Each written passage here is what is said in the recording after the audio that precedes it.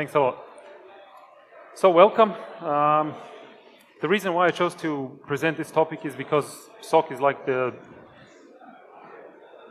theme that is most being discussed on. You know, it's like a hot potato, and basically a lot of talk has been around there for, you know, whether we should be implementing a SOC, how we should be doing it, why should we implement a SOC, and so on.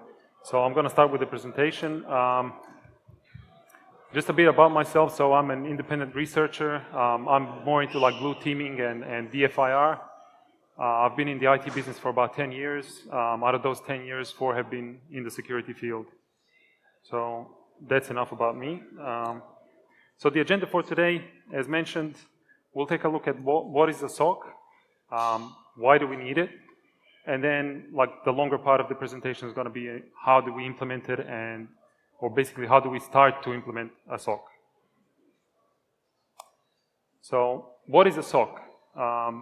SOC is there to basically defend information systems of an organization.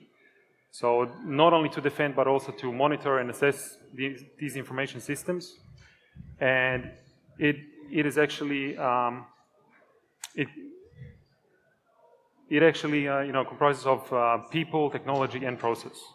So we'll have a look at each one of those in the how-to section. So we'll take a look at the specifics of, you know, people, technology, and process one by one.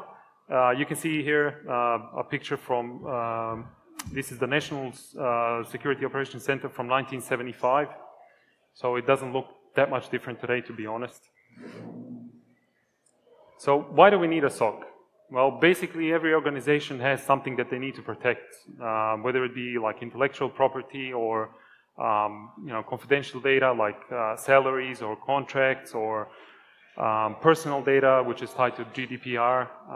So basically, you know, you have something to protect. And here we can see a couple of examples of companies that have been breached before, like Sony, which lost 100 terabytes of data. Yahoo, which lost 1 billion users, and the latest one, which is HBO, they lost 1.5 terabytes of data, including the latest episodes of Game of Thrones. So they had obviously something to protect. They didn't, you know, succeed that much in it. So how do we start to implement a SOC? As mentioned before, a SOC is a collection of people, technology, and process. So we'll take a look at each one of those, and I'll give you some pointers on, you know, what to look for when you're looking for people, when you're looking for technology, when you're implementing technology, and processes as well. So people, basically there's, you know, depending on your organization size,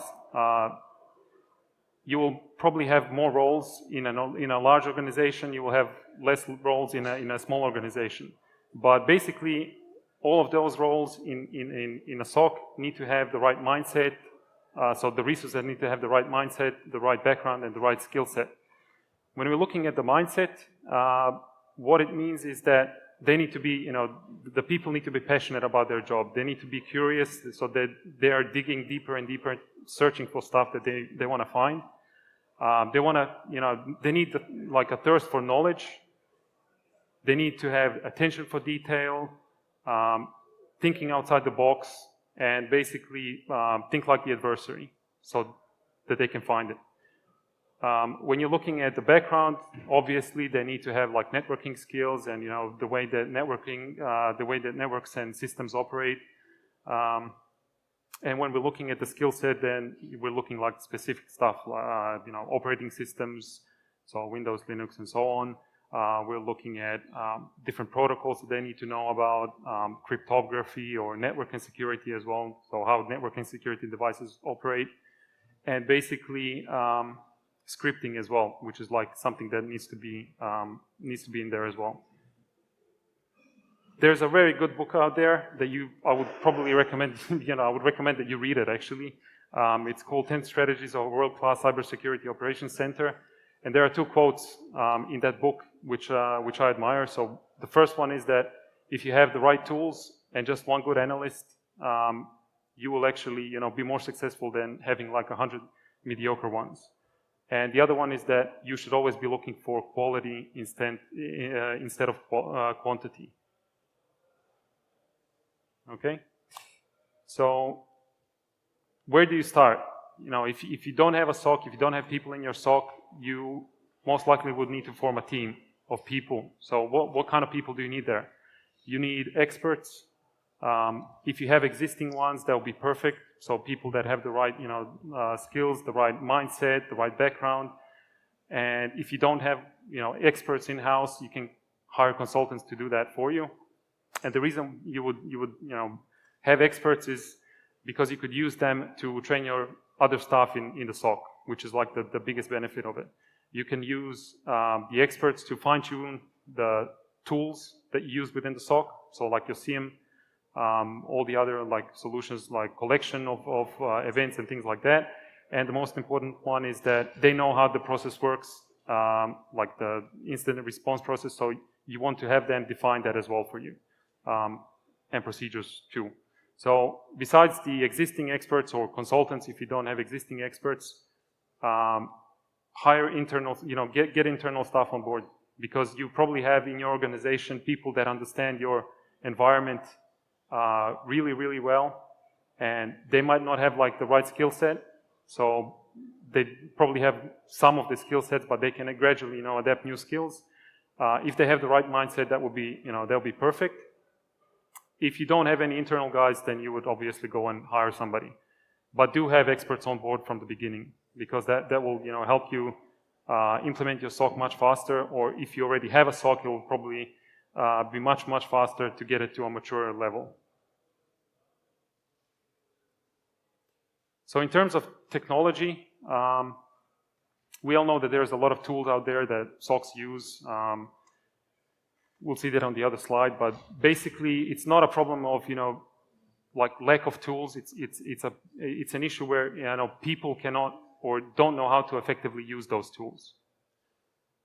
So we all know that the central part of every SOC is a SIEM, where you have like all the events coming in and use it for correlation and context and real-time analysis and historical analysis and so on.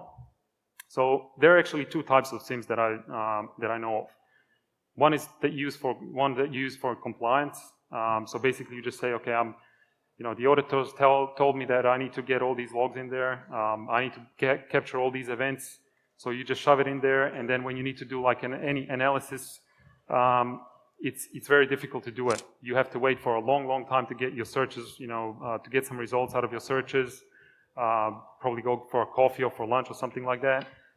And then when you come back, it probably crashes. So, most of it is like for compliance.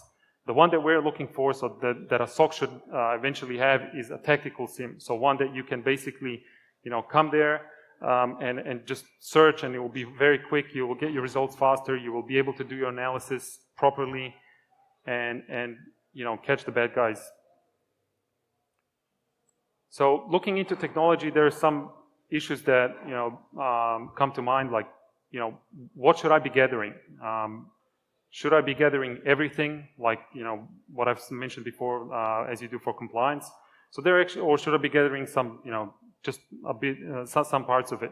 So basically, there are three strategies that we have there. The first one is the input-driven. So that's like the hoarder approach, where you say, okay, just give me everything in it.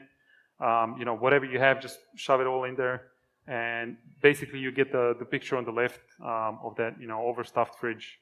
So, you have a SIEM which is full of these logs, which is very slow, which is, you cannot use it for analytical purposes. The other model is the output-driven model, where you know that you need to have like, you want to alert on something. You know what you need to get it to that alert, so you know your input. So you say, okay, I'm going to be very picky about it. I'm going to be tactical about it, and I'm going to say, okay, I need only those events from your network devices, or from your endpoints, or from servers, or whatever. In that case, you have the picture on the right, so which is a nicely a nice fridge with everything packed properly, and you can find things very, very quickly. And there's also what we call a hybrid model, so basically, going from one to the other. So you start off with the hoarder approach where you say, okay, I'm going to shove everything in there, and then you filter out, I don't need that, I don't need that, so you filter it out and you gradually go toward the output-driven model. So these are all the logs that we have, all the devices, all the different solutions that we need to get logs from, and these are the 3 ways that we should be doing it.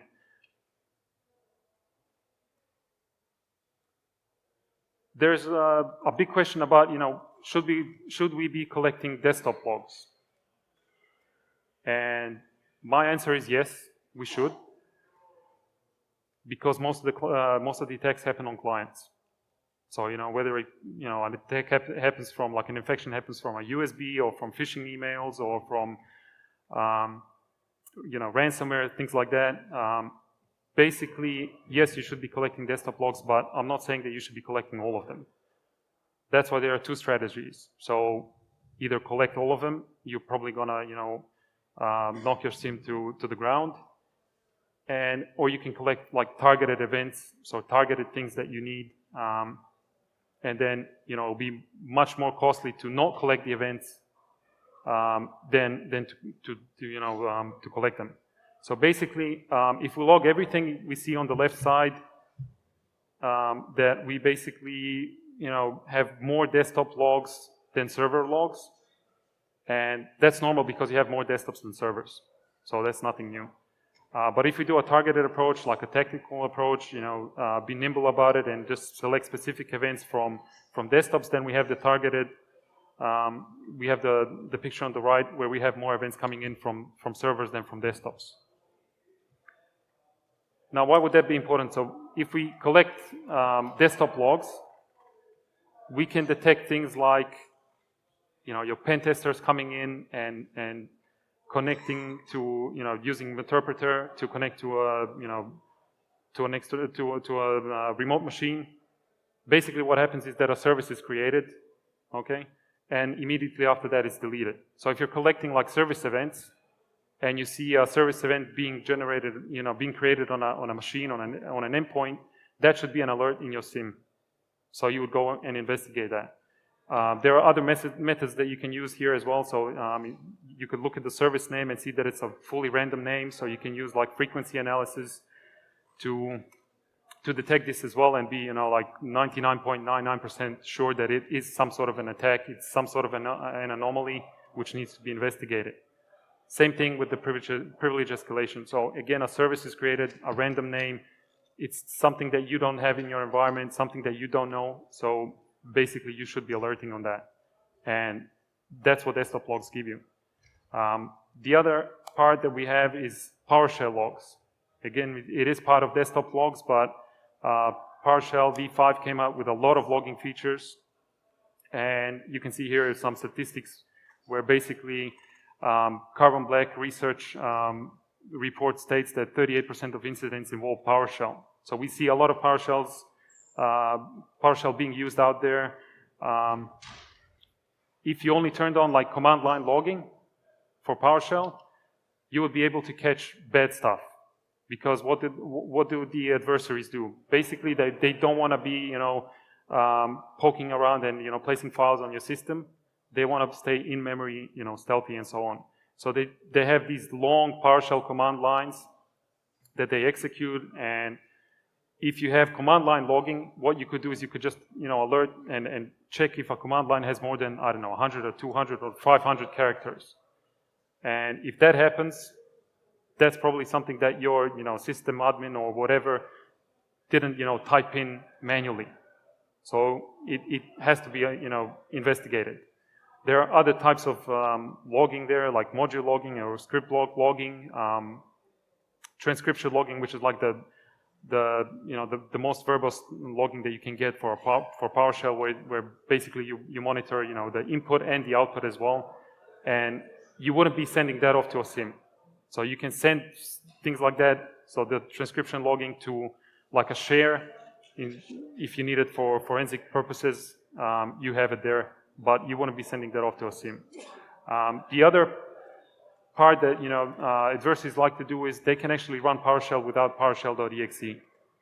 So they can actually load 3 DLL files and execute a PowerShell command.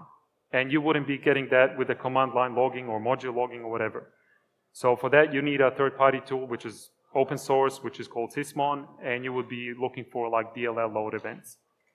I forgot to mention, but we're still on the page, so a lot of the PowerShell commands tend to be base64 encoded.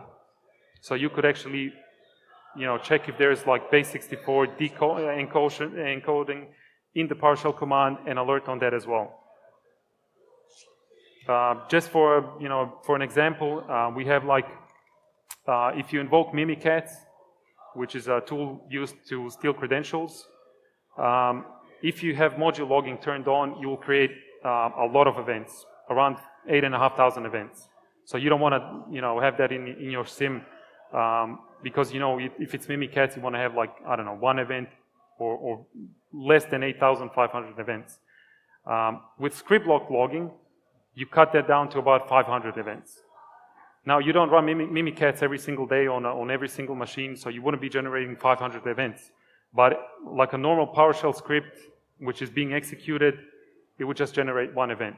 So we're cutting down on the amount of events that we're collecting, and we're proving that desktop logging is possible. But you have to be tactical about it. What about DNS logs? So this is something that it's another very big question whether you should be collecting it or not. So if you go down to your system admin and you ask him, okay, can you turn on DNS logging, DNS debug on the DNS server, you'll probably be punched in the face because you will kill the server. So there are other solutions that you can use there. One of the solutions is from Security Onion, so you can use Security Onion, specifically Bro, to sniff the network and then extract the DNS logs. And why would you do that? So basically, you would do that because you would be able to catch things like domains that keep changing IPs often and often. If you have a list of domains that your organization is visiting on a daily basis, and you see you observe a new domain which is not in your white list, you can alert on that as well, because people tend to be visiting all the sites, that they visit every day. So new domains should not be showing up that often. And you would not have so many alerts. Baby domains, that's something that, why would somebody be accessing a domain which is like 2 days old? So that's something unusual, and you can alert on that as well. You could detect exfiltration of data through DNS tunneling, specifically through text records. And the last one is, there's more, but the last one on the list is like the unauthorized devices. So you can detect unauthorized devices on the network. It is a poor man's neck, so it's not like 100%, you will detect all unauthorized devices, but the way to do that is every machine has like an NTP server. So when you install like Windows or the NTP server is set to time.windows.com. So if you see anybody go out to time.windows.com, that's probably an unauthorized device, because in your organization you probably have an NTP server, which is local. So every single endpoint should be going to your local NTP server. If you do just two things, so if you monitor for new domains that you haven't seen in your organization yet, and if you monitor the direct IP, so naked IPs, meaning that they don't have a domain associated with them, you can alert on almost 100% of internet-based network attacks. Okay? In terms of process, so in order for your SOC to be successful, you need to have a really well-defined incident response process. So your people need to know what happens when an alert comes into your SOC. Does the level 1 analyst look at the alert and try to analyze it and investigate it a bit more? Does he pass it on to like level 2 or just straight away to like the incident handlers? Does it contain a machine if it's if it's infected or something like that? You need to know that, you need to define that process, because when an incident happens, you need to know exactly what everybody is doing to be successful. To do that, you need to perform fire drills. So do like mock infections, test your SOC with pen testers coming in. If you have a red team in there, cool. If you don't, hire some consultants to do that for you, and keep testing your SOC. Make sure they are up to the game. There are two models for the incident response process. So you can use the DOA, which is the most commonly used one. So that's the one that's showing up here on in the green circle, which consists of 6 stages. Or you can use the NIST Computer Security Incident Handling Guide. Among the incident response process, you should have in your SOC. It's not limited to, but most SOCs should have like a monitoring procedure, notification procedure. So who you need to notify if something happens. Maybe some sort of a template as well for notification. Incident logging, which is important, so you can do reports on how long did it take for an incident to be closed. Then you have, of course, report development, so reporting on a daily basis, weekly basis, monthly basis for the management and so on. So what I want you to take home today in terms of people, basically look for quality, not only quantity. So quality is the one, look for experts. They will help mature your SOC. They will help you get your SOC up and running if you don't have it already. And make sure you use them to train your people. So training is important for your SOC people. In terms of technology, think about tactical versus compliance SIEMs. So compliance SIEMs tend to be more commercial. Tactical SIEMs seem to be more open source because there are open source SIEMs out there. Think about desktop logs, logging desktop logs, especially PowerShell, and DNS logs. So you should be tactical about it. I'm not saying you should be logging everything, but think about it because there's a wealth of information that you can get out of it. As for the process I already mentioned, so define your incident response process properly and make sure that it is tested on a regular basis so that everybody knows what they're doing, because if they don't, you will fail. And just a last quote, that we all know that there are 2 types of organizations out there, those that were breached and those that will be breached. But by being prepared when it happens, that's what makes the difference. So that's it. Thanks a lot. I could probably take questions now. Probably have.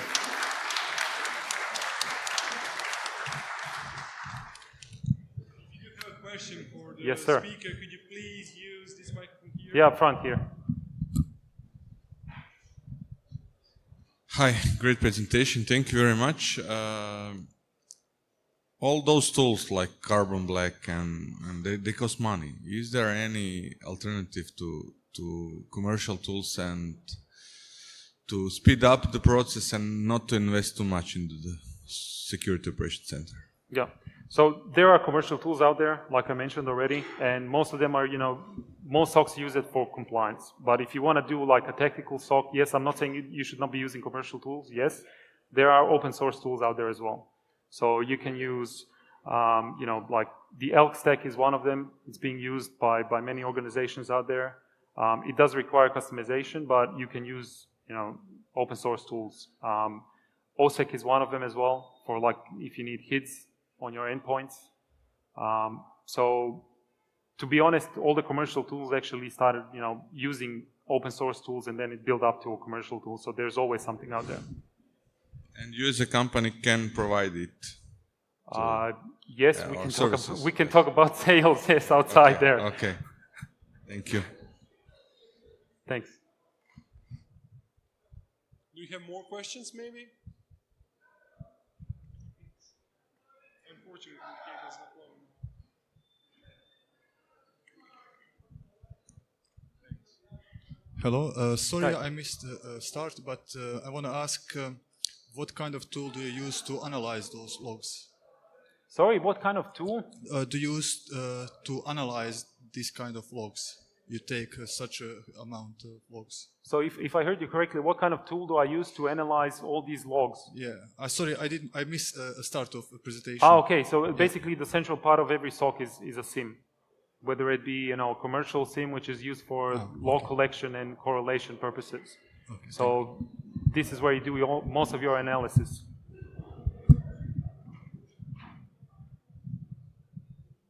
Do you have any more Any questions? other questions?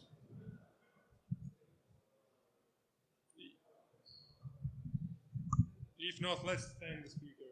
Okay. Thanks.